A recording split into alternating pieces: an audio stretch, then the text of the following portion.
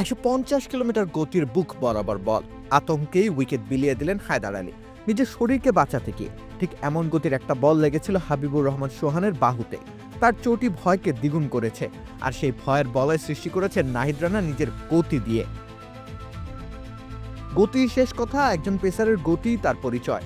নাহিদ রানা নিজের সেই পরিচয় দিয়ে ২২ গজে ত্রাসের রাজত্ব সৃষ্টি করতে পটু। এদিন নোয়াখালী এক্সপ্রেসের ব্যাটাররা টের পেয়েছে কে সত্যিকারের এক্সপ্রেস গতির মালিক। নাহিদ রানা নিজের প্রথম ওভারেই ছোড়েন ১৫১ কিলোমিটার প্রতি ঘন্টার একটি বল। সেই ওভারে ১৫০ ছাড়িয়েছে দুবার।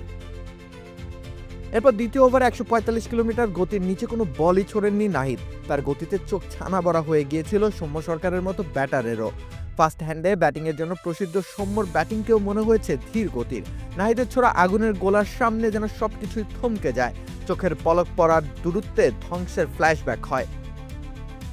সুস্বাদু বাদাম, তিল আর স্বাস্থ্যকর গ্লুকোজ সব মিলিয়ে প্রাণ পিনাট বার। প্রাণ পিনাট বার, স্মার্ট কিছু খাও। এদিন তার বিরুদ্ধে ততস্থ থেকেও কোনো কায়দা করতে পারেননি নোয়াখালীর ব্যাটাররা। নিজেদের শরীর বাঁচানোই হয়ে ওঠে ব্যাটারদের মূল চ্যালেঞ্জ। এমন দুর্ধর্ষ গতিতে নাহিদের ছোড়া রকেটগুলোর কোনো প্রকার জবাবই ছিল না জাকের আলীদের কাছে। তার বিরুদ্ধে রান তুলতে ভীষণ কষ্ট হয়ে গেছে প্রত্যেকের। ৪ ওভারে নাহিদের খরচ স্রেফ ১৭ রান। এর মধ্যে মাত্র একটি বাউন্ডারি আদায় করতে পেরেছেন হাবিবুর রহমান সোহান, তাও ছিল স্লোয়ার বলে। এছাড়া ১১খানা বলেই কোনো প্রকার রান খরচ হয়নি নাহিদের। পূর্ণ ছন্দে থাকা নাহিদের ভয়ানক রূপটাই দেখা গেল সিলেট আন্তর্জাতিক ক্রিকেট স্টেডিয়ামে। এমন গতির মূর্ছনায় শেষ কবে হারিয়ে যাওয়া যেত। রাকিব হোসেন রুম্মান, খেলা ৭১।